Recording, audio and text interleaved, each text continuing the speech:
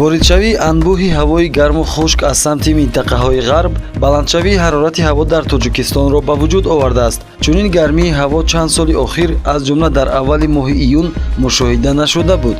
мутахассисони агентии обу ҳавошиносии кумитаи ҳифзи муҳити зисти назди ҳукумати ҷумҳурии тоҷикистон мегӯянд, дар аввали моҳи июн то 45 дараҷа баланд шудани ҳарорати ҳаво дар қаламрави кишвар дар 30 соли охир бесобиқа мебошад.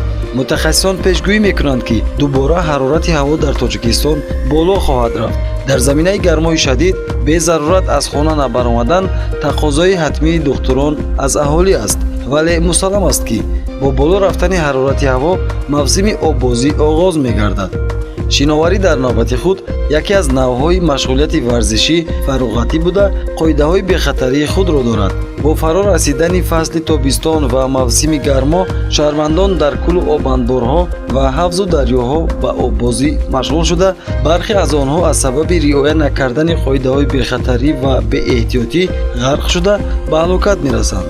кормандони раёсати кумитаи ҳолатҳои фавқулода ва мудофиаи гражданӣ назди ҳукумати ҷумҳурии тоҷикистон дар шаҳри душанбе ба хотири пешгирӣ аз хавфу хатарҳои эҳтимолӣ дар обҳо, дар махзанҳои обӣ, чорбоғ, душанбе, кӯли ҷавонон ва варзоб, ки дар ҳудуди шаҳри душанбе мебошанд, ҳамарӯза корҳои фаҳмондадиҳӣ гузаронида, ҳамзамон омодагии ин тафреҳгоҳҳоро ба қабули истироҳаткунандагон мавриди санҷиш қарор медиҳанд. мобилниам ҳаста. Дар ҷои диди ҳолата ба ҳамин номеро як бор хабар битӣ, ки намиҷа ҳамчунин ҳолат шуда як. шумо чанд муддат шуд, ки оббозӣ мекунед амин дарёи ҳисор, дарёи Душанбе? медонед, ки дар ҳамиҷа мумкин нест оббозӣ, ин ҳамиҷа навистага, ки оббозӣ манъ аст. оббозӣ ҳам метавонад. чуқур набуд дарё? барои оббозӣ кардан махсус ҳавзҳо ҳастае, ки иҷозат додагиянд, дар ҳамон ҳавза мерен оббозӣ мекунед.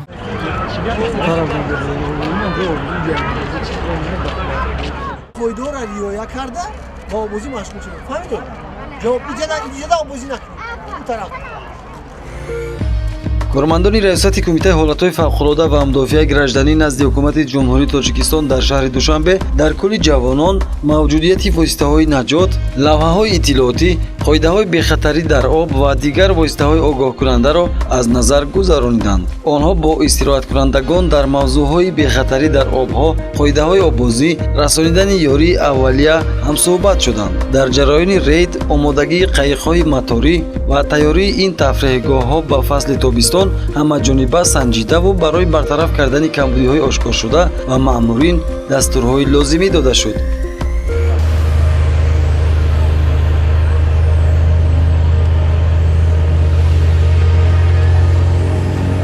раёсати кумитаи ҳолатҳои фавқулода ва мудофиаи граждании ҷумҳурии тоҷикистон дар шаҳри душанбе фаъолияти кории худро дар асоси қарори раиси шаҳри душанбе дар бораи тасдиқи нақшаи чорабинию дар ин самт роҳандозӣ намудааст ва дар асоси банди нақшаи чорабиниҳои зикр гардида дар оғози мавсими оббозӣ дар ҳудуди шаҳри душанбе дар ҷойҳое ки масалан кӯлу дарёҳо дар ҳудуди марзи маъмурии шаҳри душанбе мегузаранд, корҳои фаҳмондадиҳӣ ҳанӯз аз нимаи дуюми моҳи май оғоз гардид ва то ҳол идома дорад.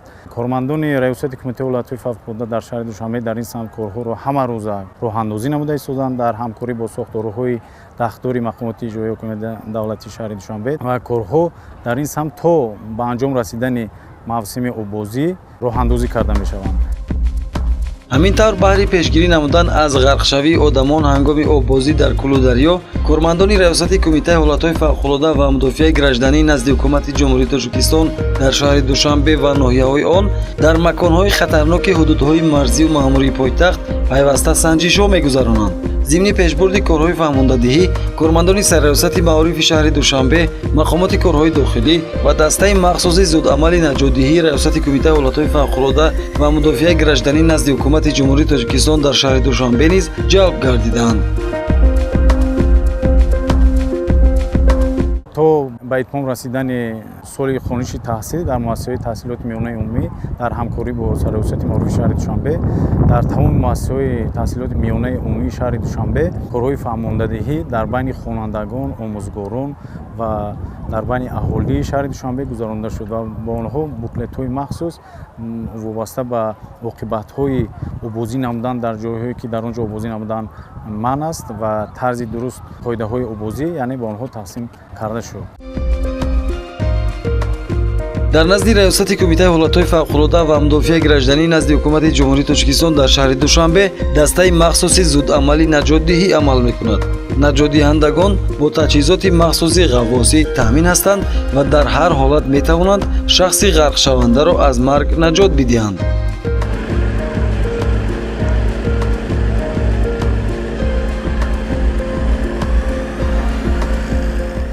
айни замон ғаршавӣ бисёр ба хай гирифта шудааст ки мо барои бартараф кардани ҳолатҳои фавқулодаи ғаршавӣ автомошинаи садамаи наҷотдиҳии ғаввосӣ дорем ки дар ин ҷо ҳамаи таҷҳизотҳои замонавӣ барои аз об баровардани ғарқшудагон муҳайёст. мо дар ҳамкорӣ бо дигар сохторҳои наҷотдиҳии кумита ҳамкорӣ карда барои бартараф кардани ҳолатҳои ғаршавӣ фаъолона иштирок мекунем. дар ин замина ёдрас мешавем ки дастаи махсуси зудамалӣ наҷотдиҳии раёсати кумитаи ҳолатҳои фавқулода ва мудофиаи гражданӣ назди ҳукумати ҷумҳурии Тоҷикистон дар шаҳри Душанбе соли 2010 таъсис дода шуд ва бо дастгирии роҳбарияти мақомоти иҷроияи ҳокимияти давлатии шаҳри Душанбе то имрӯз бо тамоми таҷҳизоти муосир ва лозимӣ дар ҳолатҳои фавқулода ва наҷотдиҳӣ таъмин гардиданд.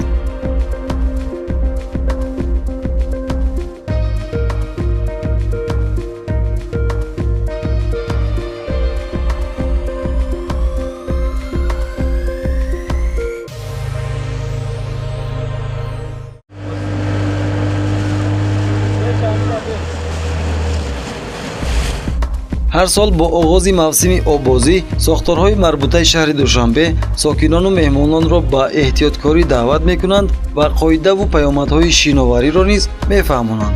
дар ин давра ҳамчунин мавзеъҳои махсуси шиноварӣ ба фаъолият шурӯъ мекунанд ки обозӣ дар онҳо бехатар ва таҳти назорат аст. назорат дар ҳудуди кӯли ҷавонон давоми рӯз бурда мешавад ва наҷотдиҳандагони дастаи махсуси зудамалро кормандони масъули боғ ва кохи Наврӯз ҳамроҳӣ мекунанд.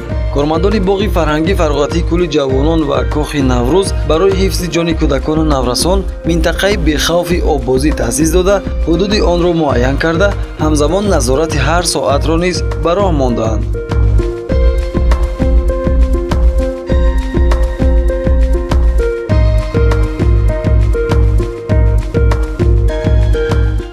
барои бехатарии кул дуто адади катери моторӣ дар баландӣ назорат кардан ташкил кардагем ва ҳамарӯза аз саҳар то шом назорат кардан 2 нафар вобаста.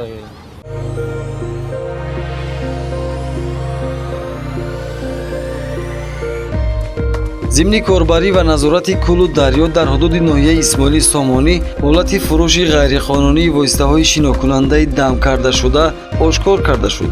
обозӣ ва шиноварии ҷавонон дар ин руд ҳолати дигари хатарнок буд ки баҳри чораандешӣ кормандони шуъбаи вазорати корҳои дохилӣ дар ноҳияи Исмоили Сомонӣ ҷалб гардиданд. шиноварӣ аз ҳар нафар эҳтиёткориро талаб мекунад, зеро риоя накардани қоидаҳои бехатарии он ба оқибатҳои вазнин ва ҳалокати одамон оварда мерасонад. тибқи ҳисоботи оморӣ соли 2020 дар миқёси ҷумҳурии Тоҷикистон бар асари риоя накардани қоидаҳои шиноварӣ 108 ҳодисаи ғарқшавӣ ба қайд гирифта шудааст. ин аст ки ҳамасола бо сабаби риоя нашудани қоидаҳои шиноварӣ ва интихоби макони номувофиқ барои обозӣ даҳҳо нафар дар кӯлу дарёҳо ғарқ мешаванд. дар ин замина кормандони ҳолатҳои фавқулода, милитсия ва дигар сохторҳои марбута аз волидону пайвандон тақозо менамоянд ки фарзандони худро назорат намуда аз шиноварии онҳо дар ҷойҳои мамнӯъ пешгирӣ намоянд.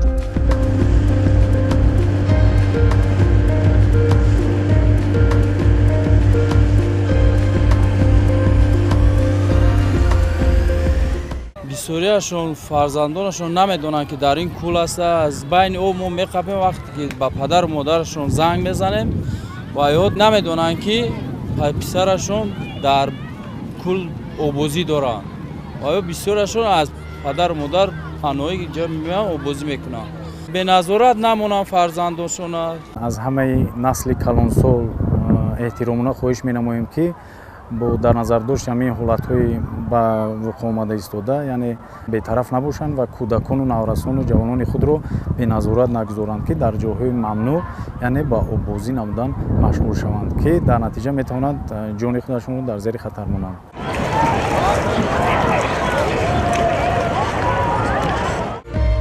шиногоҳ аз пурҷамъияттарин макон дар тобистон ба шумор меравад. боғу тафреҳгоҳҳо ҷойҳои махсуси оббозӣ доранд ва оббозӣ дар ғайри ин маконҳо мамнӯъ аст, ки истироҳаткунандагон бояд бидонанд дар кулу дарҷое ки шиноварӣ иҷозат дода шудааст, ҳама шароитҳо фароҳам оварда шуданд ва барои пешгирӣ аз ҳар гуна ҳодисаҳои нохуш, таъмини бехатарии сокинону меҳмонон, мутахассисон ва наҷотдиҳандагони раёсати Кумитаи ҳолатҳои фавқулодда ва мудофиаи гражданӣ назди ҳукумати ҷумҳурии Тоҷикистон дар шаҳри Душанбе ҳамеша навбатдорӣ мекунанд. бо мақсади пешгирии ҳодисаҳои нохуш ва марговар аз тамоми шаҳрвандон хоҳиш карда мешавад, ки фарзандони худро беназорат нагузоранд ва ҳангоми оббозӣ бо эҳтиёт бошанд.